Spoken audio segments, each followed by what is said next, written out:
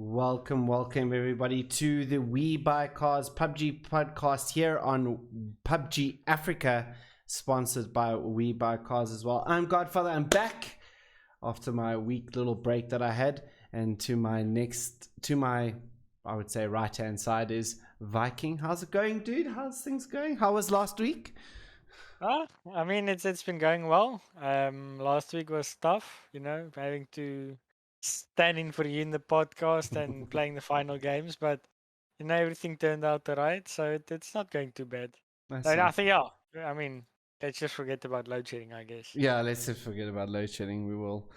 But anyway, what we're going to be doing now is quickly going over WeBuyCars. I'll run an ad there because this is sponsored by WeBuyCars, and then we'll get stuck into the thick of things. Our top 16 announced. We'll have a look at the teams. We'll see what we should expect from the finals. Some surprising teams coming up, I think. But yeah, let's quickly have a little bit of a break there.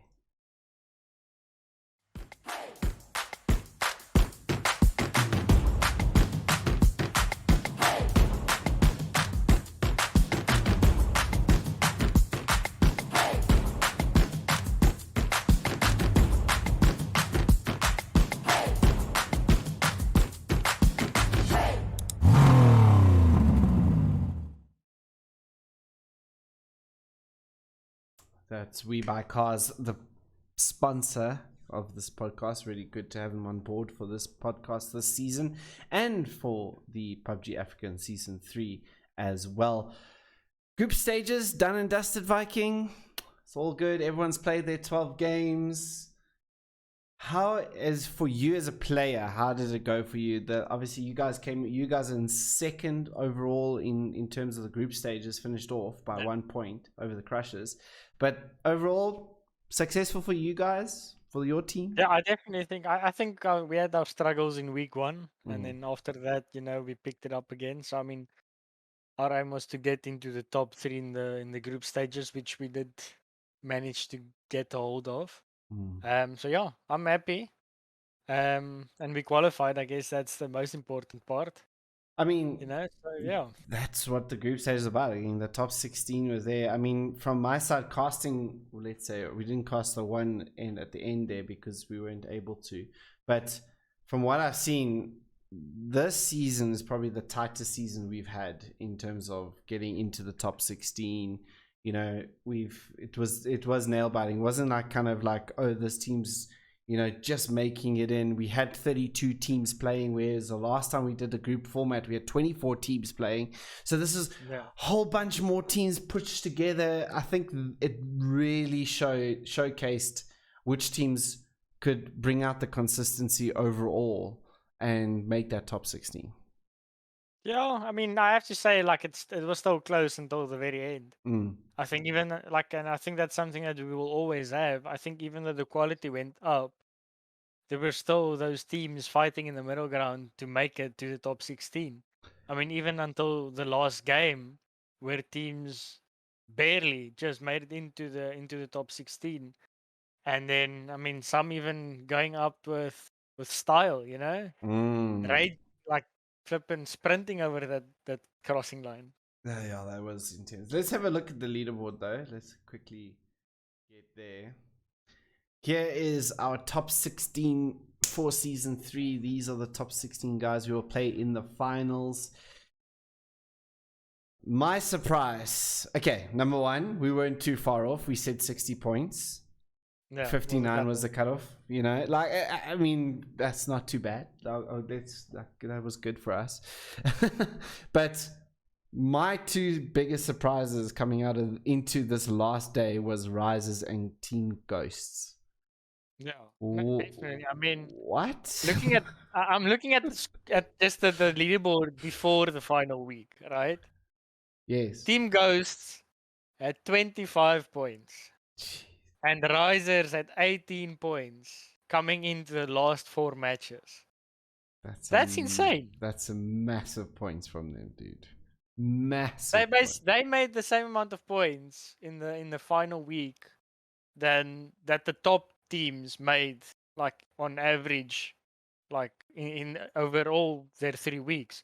So I mean, if they could keep up that pace, they would have been in the top 3 as well. No, 100%. I mean, Team Ghost should they now and Rises if they didn't leave it to the last second. But I mean, it's interesting. Like you were having a look over the games. I mean, you had a little bit more insight. I haven't had a look at the files yet because we did record them, and the highlights will come out for all of that as well. But like, how did this games play out? I know you did mention that some of the top teams were taking a little bit more casually. It would seem, they knew they were qualified for the top 16, so they weren't engaged, I would say, if we're going to put it that way. But I mean, how did they play out? I mean, Team Ghosts and Rises, like, that's out of nowhere, dude. I mean, yeah, I think starting off with the final 4 matches, we only had 5 teams that were playing, that were already in the top 16, right? So for those 16 teams, for those 5 teams, I don't think they had much worries of qualifying. So I mean, I'm gonna take Real OGZ as an example. They were just running around, having fun, killing people. But I mean, at least they were staying alive and killing people. Whereas some of the other top teams were just, I think, like WRG had one good game, and the other games they were just kind of dying out. Getting surrounded or getting picked off one by one, and then I think maybe they were just playing a bit more casual as well.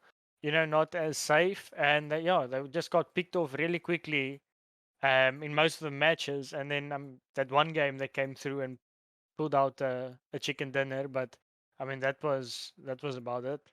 So yeah, all the top teams meaning like the 5 teams that were already in the top 16 didn't look like they tried too much, and that gave opportunities for the bottom teams like Team Ghost and Risers to come up into the top 16, because the top teams are like the top 5 teams are fighting each other, killing each other early, and I mean the lower teams have to get some points in between that eventually. Yeah, exactly. Yeah, no, true.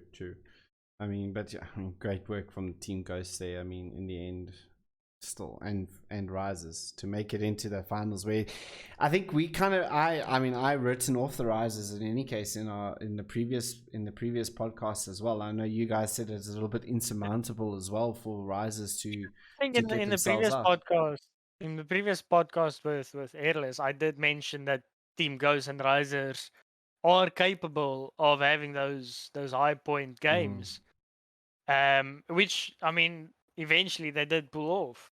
Yeah,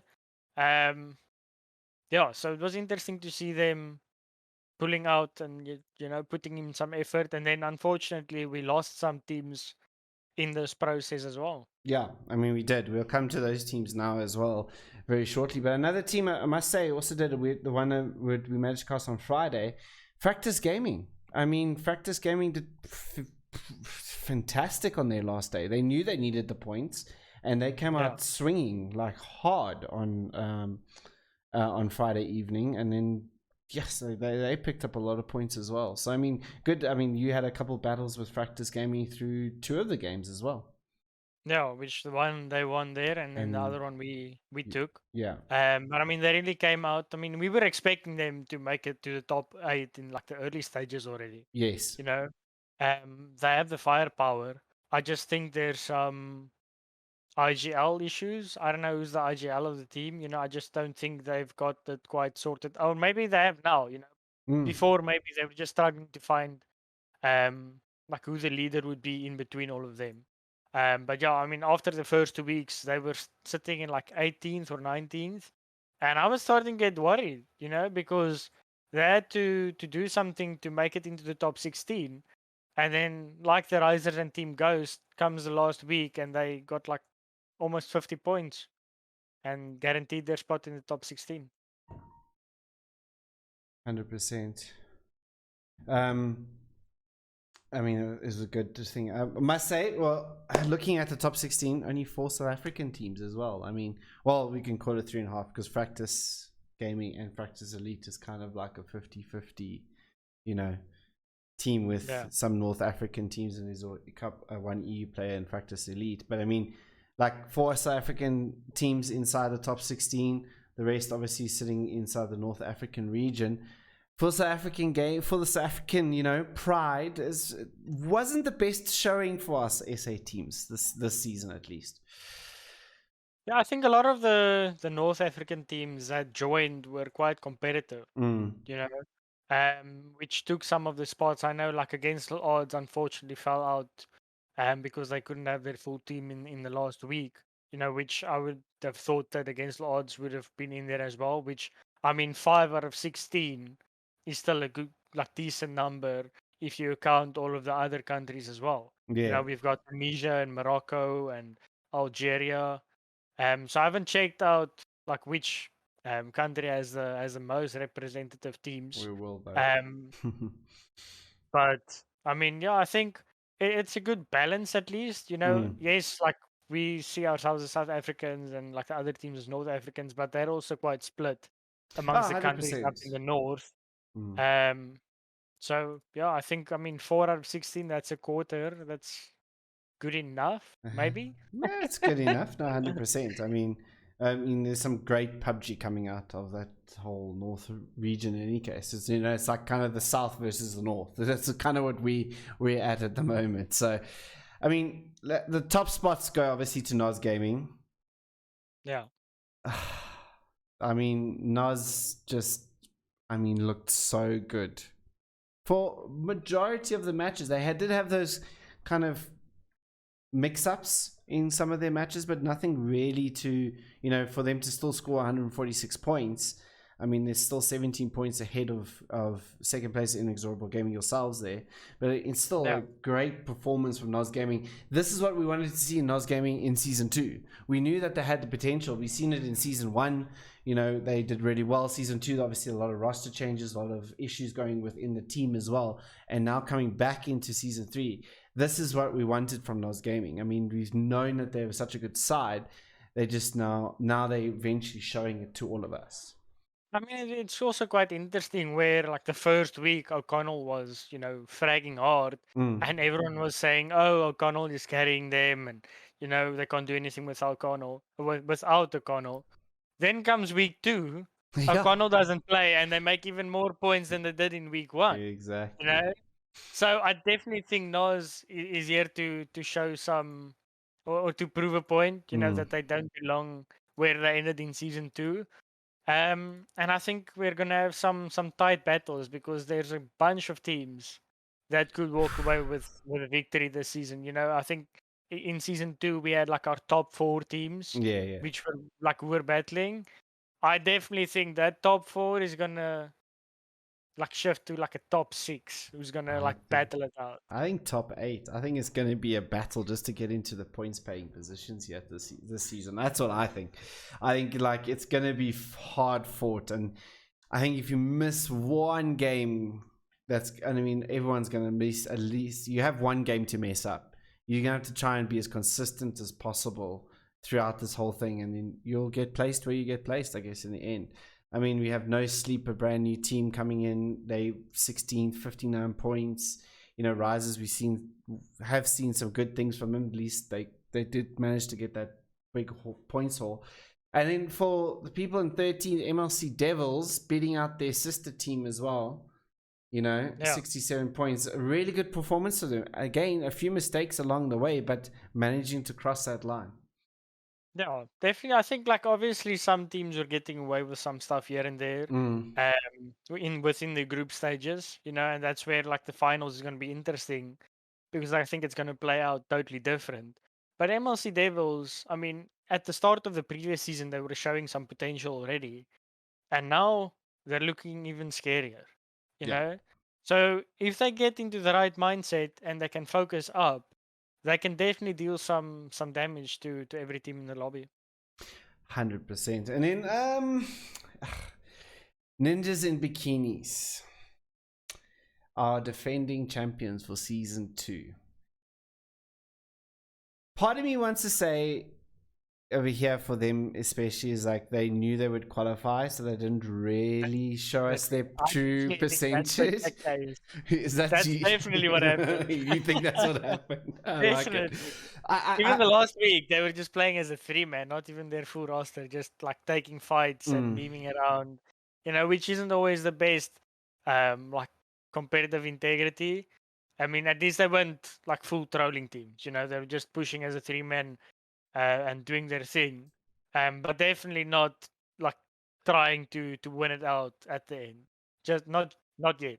Not yet. I think they haven't shown their hand yet. Let's just put it that way. They have a good poker face at the moment, or haven't we read their bluff? That's the question. You know, I mean, we'll see in the finals. I mean, it starts next week. I mean, it's going to be so interesting to see. I mean, same thing with White Rabbit Gaming. Haven't had the best of starts. I mean, but we've seen it through scrims. They're kind of up and down, up and down. There's not really much consistency with White Rabbit Gaming at the moment. I think if they can figure that out, they can definitely be a team that will contend the top 4 spots, I think. Yeah, I mean, WRG has always been that, like, what do you call it? Not underdog team, but a team that's kind of like there, like, you know what they're gonna do. Yeah, You the know, dark like they're a horse. scary team. Yeah, exactly. Like, or the dark you rabbit. kind of like you're always worried about them, but they never really seem to do anything until you let your guard down, and then they just come out and destroy you. 100%. I mean, let's see what happens here. I think it's looking at these top 16 teams is just definitely. I'm super excited for what's to come as well in our next couple of weeks of what happens during the finals here. Let's have a look at the bottom 16 teams, guys who didn't qualify. I mean, 2 notable ones straight off the bat here for me, you know, unfortunate for them.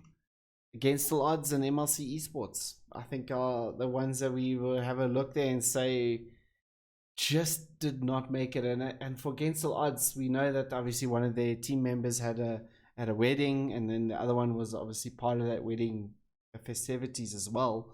So that's why they played the 2-man on that last Friday. 57, 2 points shy, or 3 points if you want to make it up to there.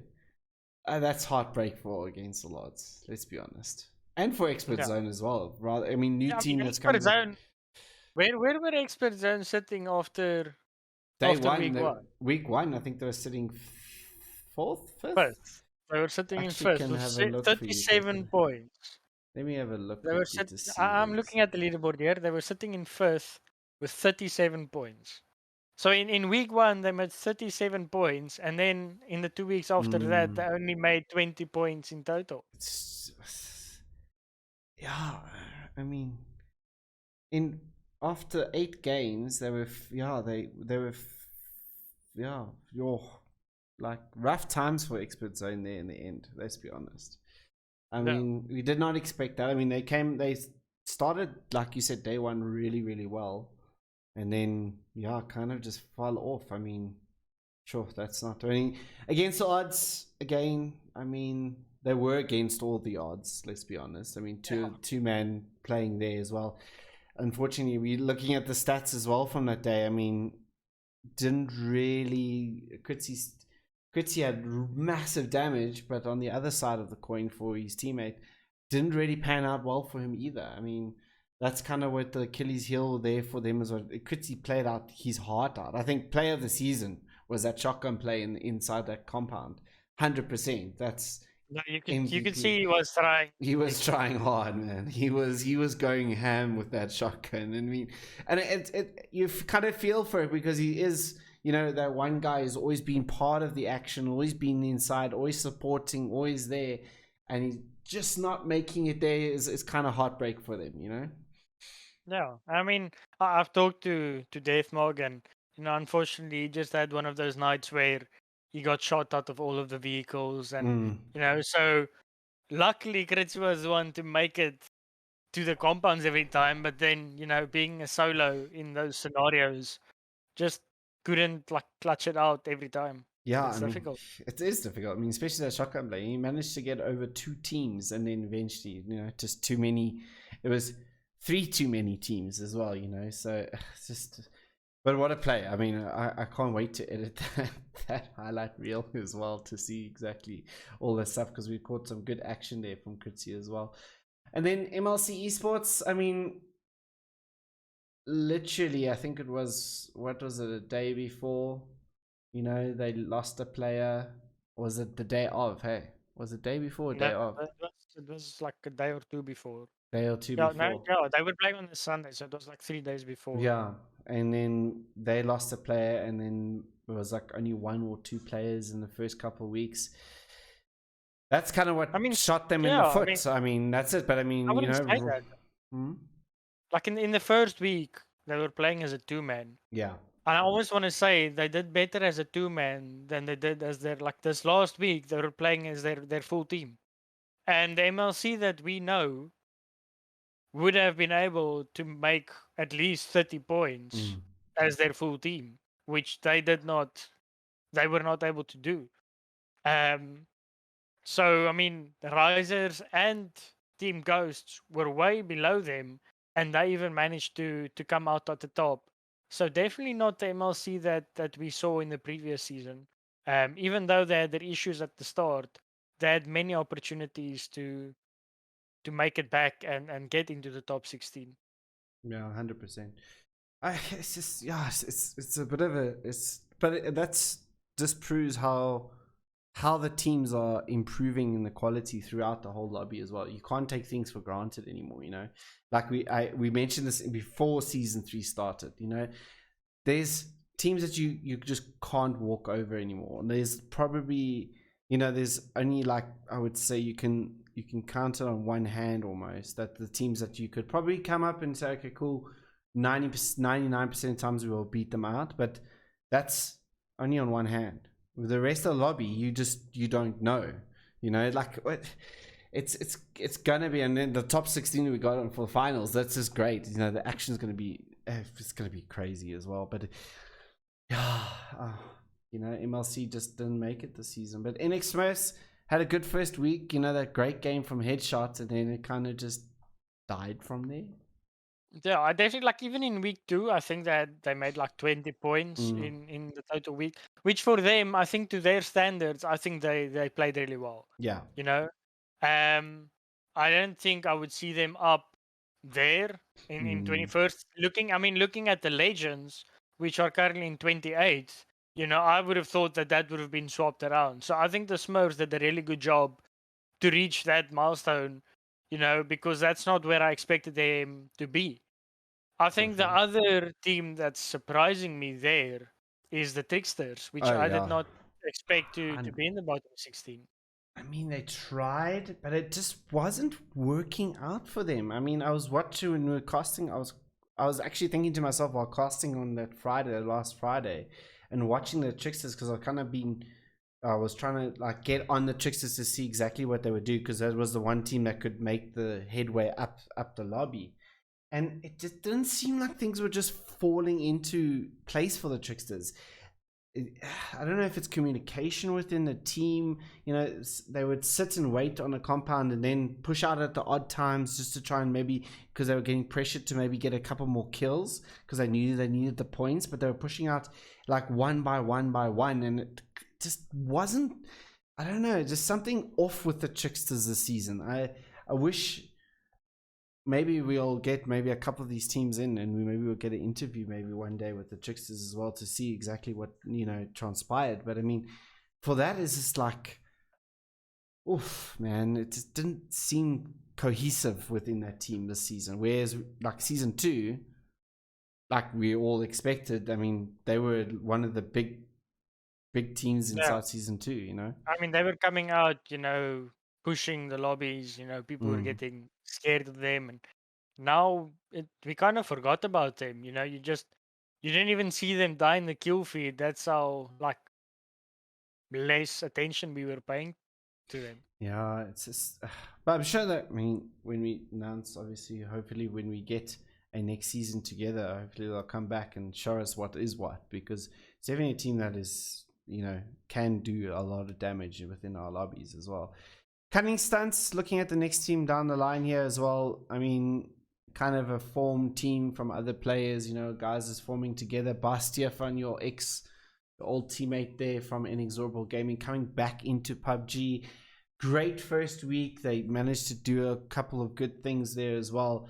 but again, just not able to sustain that level of PUBG. Maybe, a good showing for this new team, and good intro back into PUBG, I would say. But I think a little bit more time to nurture something to bring this team up further up as well.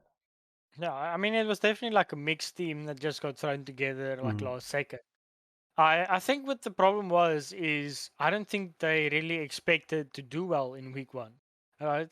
Week one they were just coming out to have fun, to just play their game and just enjoy themselves. And when they did well, they kind of put that bar there and they pressured themselves in the other Could be, weeks yeah. to try and reach that bar they set in week one, and they maybe just like fell under the pressure. Whereas in week one they were just going out with nothing to lose, and I mean look how great they did. So I think definitely like not what they wanted like afterwards, but I mean if they would have like seen the scores now before week one, I don't think they would have been unhappy with it.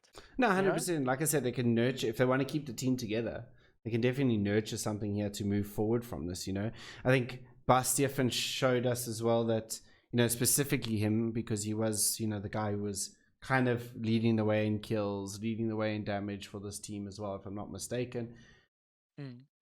He looked good. I mean, he looked, not obviously not as strong as he did when he was with you guys back in the day, but I mean, it'll take some time to get back to that point. But I mean, he looked good. At least he showed. Yeah. He showed that he showed still... some. Yeah, he got it, and maybe in the future we see him being picked up by one of the top tier teams. Yeah, would be interesting. And again, next team, Rusty Revolvers Gaming. I mean, it was a nice little message there coming out from Born Slippy there as well for the Rusty Revolvers. Didn't make the top 16 like I wanted them to, but I mean, still 38 points, not too bad for them. They were taking out teams that, generally in the past that, they couldn't take out. So they showed that they still improved, even though the whole lobby improved, but they showed that they improved with that lobby as well. That was the good thing about it. And I think still a big improvement season on season for the Rusty Revolvers Gaming team. Yeah, I mean, I was talking to you about this like in last week as well, and then looking to Brothers in Arms, who did well in the previous season, being in 31st. So I know Samadhi switched over from Brothers in Arms in the previous season to the Rusties in this season, and I wonder if that has anything to do with the switch of performance there, because Samadhi was like getting most of the kills and the damage, and I mean I definitely think in the Rusty Revolvers they were like getting their teamwork and their synergy was getting well organized to a point. If they could just stay out of the blue, I definitely think they could do even better. But it's interesting to see how that one player joining another team picks up that team, and then kind of how the other team just drops a bit down. I mean, a player can make a difference. Not all the difference, but I mean, maybe his mental attitude towards things, or maybe his calmness under pressure, maybe calms everybody else down to make them perform better. There's a whole different lot of scenarios within PUBG as well. When you're under a lot of pressure in a battle royale, you tend to make silly mistakes or whatever. But if you've got a calm person on the opposite side in your ear, you tend to perform better as well. So maybe that's what Brothers in Arms needs as well inside there. It seemed a little bit of a mixed bag for them. Didn't really perform out there. I mean, coming in 31st, I know I was watching Slayer on his thing. I think silently you could see he wanted to beat the Werewolf Quads because he was in with Millie as well. So I mean, he managed to win that little battle out there as well. But I mean, for Brothers in Arms, I think they need to find someone that is, there to be calm. You get what I'm trying. It doesn't necessarily have. They got the aim. Gasman's a really good aim for his age as well. I mean, Slayer has got some great plays that he comes off on his stream and all that sort of stuff as well. They just need somebody that can come in and calm them down during and put it all together. Like just get them that. Just that calmness that they need. I think it seems very panicky inside Brothers in Arms when they're under a lot of pressure. Yeah. What's the next team we got here? Obviously, Rush team coming out. I mean, they just didn't have their performance. They didn't really. Same with Sick Daddy Club as well. You know, Sick Daddy Club managed to make it into top 16 of season 2. Not their best performances coming out this season. Just, you know, really not much happening from the Against All Odds Black. I think for them, it's still building blocks for them. They will eventually get to that point where they start reaching the highs and the lows for, again, with their sister team, I would say, Against All Odds I'm just Red. hoping that they take the experience and go forward with it. You know, I think what happened with Against All Odds Black was, in some scenarios they took the wrong fights, and then in some scenarios they were also a bit too scared to take the fights. You know, so just like a mixed set of wrong calls within the team. I think if they can just take the experience, learn from it, and maybe just point themselves into a direction and say, listen here, you know, this is what went wrong. Let's see if we can improve on that. They definitely have the potential, like the Rusties and like their other team, to rise in the rankings in the next season if they just keep on grinding and give it their all. Yeah, 100%. Let's go back to the top 16 guys here quickly and have a final words on what's happening with them. And let's have a look quickly. PUBG Africa employees making a team in 2022. Wonder who will IGL. I mean, I said to everybody, I mean, okay, my daughter was born last week, so give me another month, guys, and then I'll show you guys. I'll show you guys what's up, okay? I'll show you guys what's up. Okay. I mean, looking at the chat here, aimlessness, which I think is Reaper. He used to be Reaper from Microtech that did Yes. not play this season. Yeah. Asking if there will be any games being played in December. We can't confirm that right now. Yeah, I don't think we haven't really planned ahead No. so far just yet. But also thinking like if something is gonna happen, it will probably be somewhere in January. I think like a lot of people will go away and just like get that break, especially after the season only ending in like 2 more weeks time. If we have something in December, it will be too close to one another. So the next season, if there is a next season, will probably start off in the January February months. Yeah. Unconfirmed. Unconfirmed, exactly. Um, Hicken saying as long as I'm the team fragger at NX Kinghorn. Okay, so that's for the PUBG Africa employees. We should actually try and do something like that. Everyone against us. I mean, you guys won't have stand a chance. I mean, I'm in the team. Just joking. Kritzy saying I mean, I season. looked at I looked at your gameplay a few weeks ago, and I was quite Hey, shocked. dude, There were a lot of zeros. That's there all were I a can lot say. of zeros, but that was the first time hopping in like in over a year. Okay, so I mean, it's been a while since I've actually played. It's been casting too much because I want you guys to have fun while watching the stream. Kritzy saying, season 4, I'll win, guys. 100%. I want to see that happen as well. TNG, we were 29th on. That's what you said for season 3. Yeah. Like I need some proof now. I need proof. I reckon you can do it. Just get all your team members, get your subs in against the odds. Get your subs in. Don't scheme on subs, guys. Get your team in line. You know what I'm saying? Why you bully, Viking? Why you bully? I mean, yeah, again, for the risers. What a good comeback from the risers. Definitely one of the best comebacks. And for Team Ghost as well. Like, I was shocked when I saw that, to be honest. I'm still like shocked. Like we could talk on and on about every team in the top 16 because each and every one of them have proved their worth over like the past year. You know, I mean, except like Crashers coming in now recently, but I mean even Fury Crew, you know, sitting out in season 2 because they had some player issues as well, and then coming strong now in season 3, you know, even though they might have wanted to be higher in the rankings, they did qualify And I mean, 44 kills. They definitely showed that they still have the firepower that they showed in season 1. No, 100%. Just obviously the placement. I think they are the lowest in placement as well, in 14th position there. So kills got them over the line, definitely for them. In 18 placements over 12 games. Not quite what you would have wanted, but at least that's more than a point a game. So at least they got some points coming out. They also won a match as well, the Fury Crew, if I'm not mistaken. Yeah, I am right. So they only scored 8 over the 11 games. That's something that Fury Crew will need to work on, I think, if they want to get themselves a bit further up that leaderboard, is that consistency in the placement points. That's for sure. How about 36-year-old has been?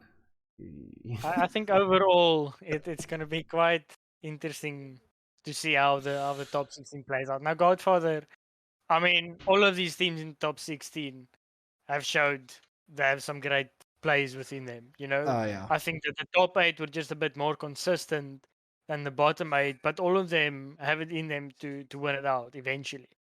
So, who do you rate is going to be the top? Let's go with the top 5, okay? Top 5 in no particular order. In no particular order. Nos Gaming, Inexorable Gaming, Ninjas in Bikinis. That's 3, isn't it? Yeah. White Rabbit Gaming. Have to put my boys there. And I think 4 Kings.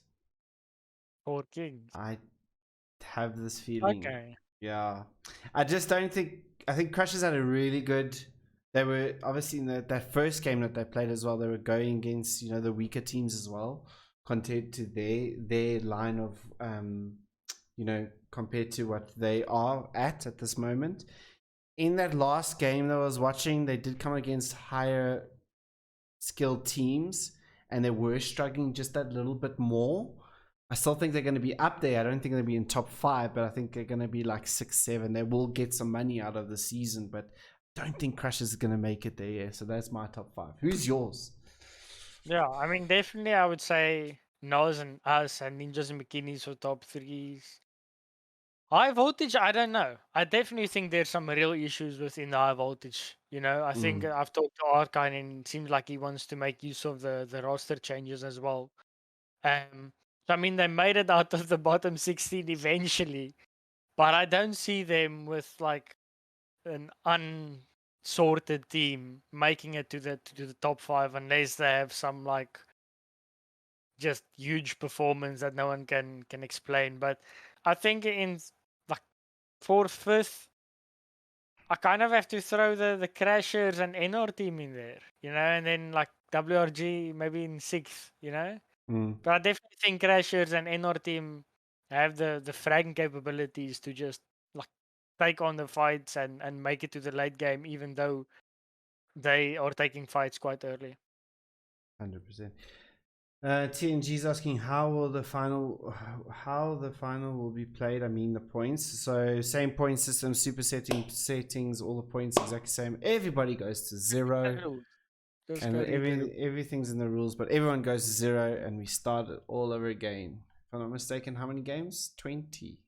So 4 days or 5 games? 5 games, yeah. So that is it. Go have a look on the map rotations, all that sort of stuff is in the rule set. So that's the same as season 2, 20 games. And after 20 games, I mean, looking at season 2, it was quite determined who was going to be where. Like we had 2 teams fighting for 1st and 2nd, 2 teams fighting for 3rd and 4th, and then a few teams fighting for the top 8. But I mean, I think after 20 games, we've played enough games to determine a valid victor. I agree. 20 games is a good amount of games to play to figure it all out as well. Hicken saying real OGs will get you. I think you guys are a good team.